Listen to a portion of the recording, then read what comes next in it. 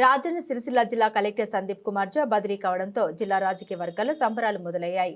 వరుస వివాదాలతో ఎప్పుడు వార్తల్లో నిలిచిన కలెక్టర్ చివరకు బదిలీ ఆదేశాలు వెలువడడంతో పలువురు నేతలు బహిరంగంగా సంబరాలు జరుపుకుంటున్నారు. కేటీఆర్ పేరుతో ఉన్న టీ స్టాల్ తొలగించడం, నాయకులపై కేసులు పెట్టడంతో ఇబ్బందులు ఎదుర్కొన్న బాధితులు సిరిసిల్ల జిల్లా కలెక్టర్ కార్యాలయం ఎదుట టపాసులు పేల్చేందుకు రావడంతో పోలీసులు అడ్డుకున్నారు. పోలీసులు అడ్డుకున్న బాధితులు కలెక్టర్ కార్యాలయం ముందు ప్రధాన రహదారిపై టపాసులు పేల్చి సంబరాలు జరుపుకున్నారు.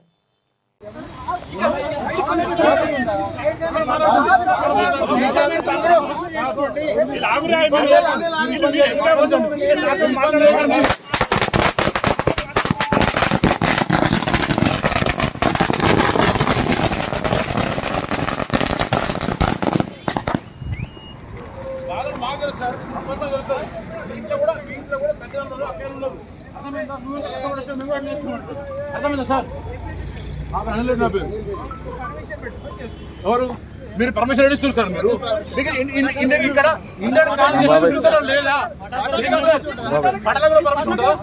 పడల కూడా పర్మిషన్ నడిపిస్తారు. ఎస్ఐ గారు ఇంకెలా నడిపిస్తారు? లేదా కోర్టు ఆర్డర్ ధిక్కరిస్తే ఏమున్నాయి? మీ కోర్టు ఆర్డర్ ధిక్కరిస్తే ఏముండదా?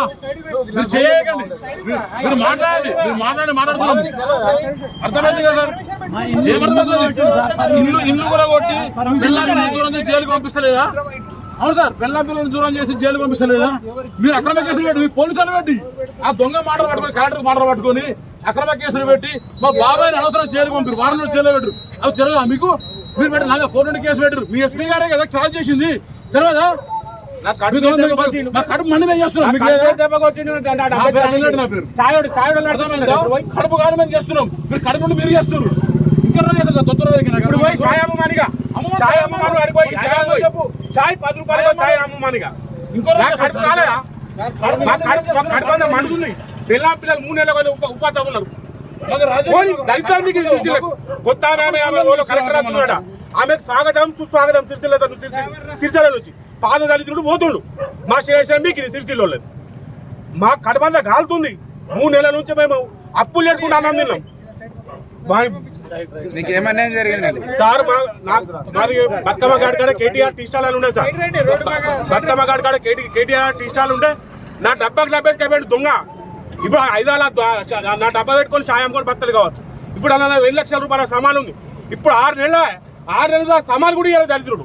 కడపంద మండ మేము నష్టపోయి మాకు గోస కలుగుతుంది. మంచి వాళ్ళే పావురాల కూడా వచ్చి వీకిరు. పావురాల కూడా మంచి వాళ్ళు వీకిరు. ఈయనంత ఈయన కూడా మనిషి దేవుడు కాదు, ఈయన కూడా వీక్తారు. హైకోర్టు ఆర్డర్ ఉన్నా కూడా ఇల్లు కూడా కొట్టచ్చా? ఇల్లు కూడా రైట్స్ వీళ్ళకు ఉంటాయి. మేము సమాజం ప్రజాస్వామ్య దేశంలో పటాకలు కాల్చుకుందామంటే పర్మిషన్ కావాలి.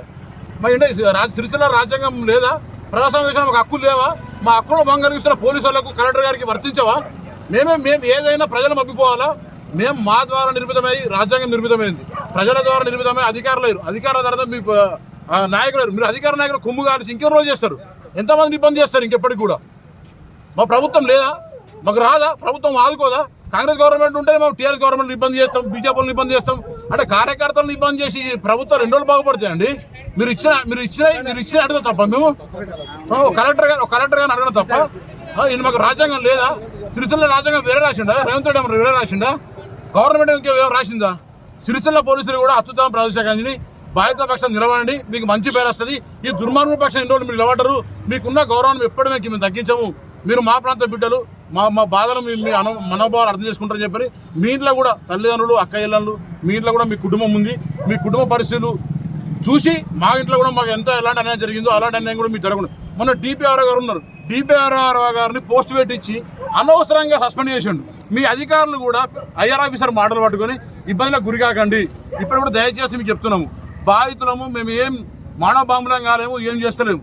మాకు జరిగిన అన్యాయాన్ని కలెక్టర్ ఆఫీస్ ముందు తెలియజేస్తున్నాము. మాకు సంబరాలను మేము సెలబ్రేట్ చేసుకున్నాము. కొత్త కలెక్టర్ గారు మేము విన్నవించుకుంటాం. మా బాధలు విన్నవించుకొని మాకు న్యాయం జరగాలని మేము కోరుకుంటున్నాం తప్ప కానీ మేము ఎలాంటి ఉద్దేశం చేద్దామని చెప్పి రోడ్డు ఎక్కలేదు, రోడ్డు మీకు ఎక్కం కూడా. మీరు దయచేసి అధికారులు ఎస్పీ గారికి వినియోగిస్తున్నాము, లోకల్ ఎస్ఐ గారికి వినియోగిస్తున్నాము, సీఏ గారికి వినియోగిస్తున్నాం. మాకు మీ మీద ఎలాంటి కక్షలు లేవు, ఎలాంటి వ్యాపారాలు లేవు. మీరు మా కులపులు కాదు, మా పారోళ్ళు కాదు, మా బంధువులు కాదు. మీరు ప్రజాస్వామ్య దేశంలో మీరు మాకెంత మమ్మల్ని కాపాడే బాధ్యత మీకుంది. మీ చేతనే మా మీద అక్రమ కేసు పెట్టించారు. ఇదే ఎస్పీ గారు నా మీద తంగపల్లి పోలీస్ స్టేషన్లో ఎంఆర్ఓ గారు 420 కేసు పెడితే ఇదే ఎస్పీ గారు వచ్చి మొన్న డిఎస్పీ గారి దగ్గర పిటిషన్ కొట్టేపించింది ఫాల్స్ కేసు అని చెప్పాను. ఆ దొంగన కొడుకు సపోర్ట్ చేస్తారు. మేమేమో కడుపు కాలం మేమున్నాం, కడుపు నుండి మీరున్నారు సార్. దయచేసి మీరు మాకు సహకరించాలని మేము మిమ్మల్ని డిమాండ్ చేస్తున్నాం బాధితుల పక్షాన్ని.